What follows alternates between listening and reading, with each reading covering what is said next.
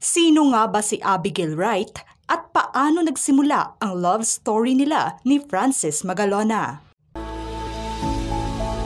Ikinagulat ng lahat ngayon ang nakakabiglang paglitaw ng dating flight attendant na nagngangalang Abigail Wright, na di umano nagkarelasyon ng namayapang OPM icon rapper at singer-songwriter na si Francis Magalona. Mas lalong ikinabigla pa ng lahat nang inamin nitong may anak sila ng OPM icon na nasa 15 anyos na ngayon. Sa isang panayam sa kanya sa pamamagitan na ng YouTube channel by Boss Toyo nitong October 17, dito niya inilahad ang istorya ng pag-iibigan nila ng namayapang OPM icon. Ayon sa kanya, nagsimula ang lahat nang magkaroon siya ng koneksyon kay Francis M. nang maispatan niya ito sa longest-running noontime show na Itbulaga. Ayon sa kanyang kwento, nag-umpisa ang relasyon nila taong 2006 nang magkakilala sila sa Itbulaga. Dahil sa pag-iibigan ng dalawa ay nagbunga nga ito ng babaeng supling. Nang mga panahong iyon habang ipinagbubuntis nito ang kanilang anak ay inamin naman ng OPM icon na may sakit na ito. Kaya naman hindi naging madali ang kanyang pagbubuntis sa kanilang anak. Sa kanyang paglantad ngayon sa publiko, may dala nga itong memorabiliang jersey kung saan kaakibat nito ang kwento ng pag-ibig at pagsasama nila ng namayapang rapper. Ang OPM icon umano ang gumawa ng paraan upang magkaroon sila ng relasyon matapos na makita din siya nito sa Itbulaga. Bago pa man ito pumanaw ay ibinigay nga sa kanya ang naturang memorabilia na kung saan ito na pala ang hudyat na tuluyang paglisan nito sa kanila. Aniya, gusto kong maalala mo ito habang suot ko para every time na mamiss mo ako, kailangan mo lang suotin ito o itabi bago ka matulog. Parang huling habilin na niya ito na itago mo yan para sa'yo sa anak natin. At simula nung nasa hospital siya, lagi siyang tumatawag, araw-araw. Itatapat ko yung phone ko sa tiyan ko kasi nanganak ako September 8, so 8 buwan na yung tiyan ko. Nang maging abala ang OPM icon noon sa kanyang US tour, kung saan kabilang nga ito sa host ng Itbulaga noon, madalas na umuuwi at dumadalaw umano ito sa bahay nila sa Cavite. Dagdag pa niya na mga huling sandali ng usapan nila ng partner ay napakasakit para sa kanya. Gumuho talaga yung mundo ko ng mga panahong iyon kasi maayos kami, ang dami naming plano. Tapos bigla siyang nagkasakit. Tapos yung pinakamahirap na parte, yung sitwasyon ko. Hindi ka pwedeng lumabas. Ayoko namang dagdagan pa dahil may sakit na. Inilahad nitong personal na ibinigay ng master rapper sa kanya ang naturang memorabilia. Matatandaan namang may naging panayam na ito noon sa GMA, ngunit hindi naman naipalabas sa telebisyon ang kanyang kwento. Matapos na hindi umano payagan ng asawa ni Francis M. na si Pia Magalona na ipalabas ang kwento nito bilang respeto na lamang sa namayapang asawa. At sa isa pang source na aming nakalap na may ilang programa na sumubok noon na gawa ng kwento ang relasyon ng dalawa, ngunit may mga tauhan umano ng Tape Incorporated na nakiusap na huwag na lamang ituloy bilang respeto na lamang sa naulilang pamilya ng OPM icon.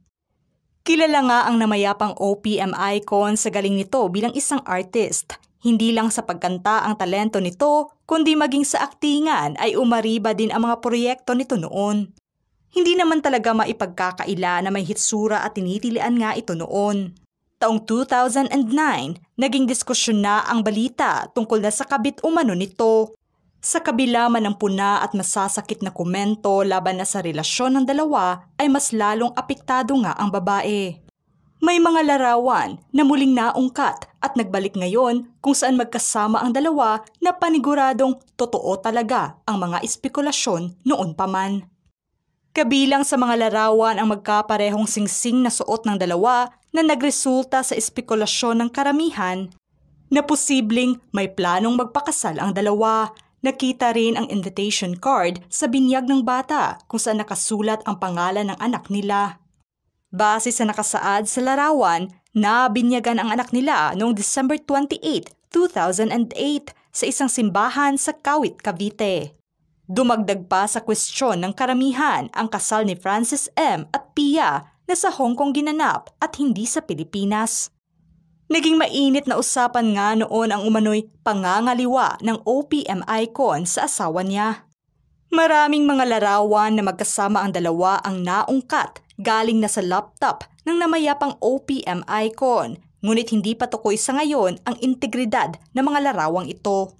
Matatandaang taong 2009 nang sumakabilang buhay si Francis M. Sa edad na 44 years old dahil nasa acute leukemia, ang ipinakilalang anak na si Cheska ang bunga ng pagmamahala nila na inilihim umano niya sa loob ng 15 taon na aniya. Sa loob ng 15 taon na nahimik ako, siguro naman ito na lang yung karapatan na pwede kong magawa para na sa kanya. Hindi naman ako nagsalita dahil alam ko mahuhusgahan ako, pero nandito kami. Kung ano ang meron kami noon ay totoo. Muling lumantad nga ito sa publiko matapos na ibinenta niya ang memorabilia na personal na ibinigay sa kanya. Na siyang patunay umano na may relasyon sila ng namayapang OPM icon. May kasama nga itong maikling liham kung saan may nakasulat, Abigail Han, I love you so much, na may pirma pa ng OPM icon.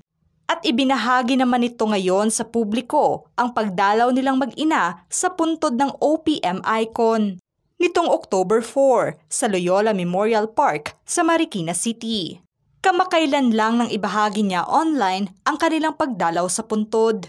Dahil sa angking talento ng namayapang icon, magaling din daw kumanta ang anak nilang si Cheska. Marami nga ang hindi makapaniwala sa mga inilantad nito ngayon at bilang patunay na totoong may namamagitan sa kanila at may anak sila, ay ipinakita nga nito ang litrato ng namayapang OPM icon kasama ang anak nilang si Cheska. Na 2 buwang gulang pa lamang noon na siya ang una at huling pagkikita na ng mag-ama. Sa matapang na paglantad nga nito ngayon sa publiko, ang mahalaga lamang daw sa kanya ay nailahad niya ang kwento nilang mag-ina na siyang instrumento upang mapabilang ang memorabilia na bigay ng OPM icon sa itatayong museo ni Boss Toyo. Habang isinusulat naman ang artikulong ito ay nasa milyon na ang views ng naturang vlog. Nilinaw din ito sa publiko na marami siyang resibo na magpapatunay na tunay ang pag-iibigan nila at mahal siya ng namayapang OPM icon. Naging tikom nga ang bibig niya ng ilang taon, ngunit ito naman ang kanyang pagkakataon upang ibahagi sa lahat ang tunay na relasyon nila. Mga ka-showbiz peeps, kayo, ano ang say nyo sa paksang ito? Write your comments down below. Down below.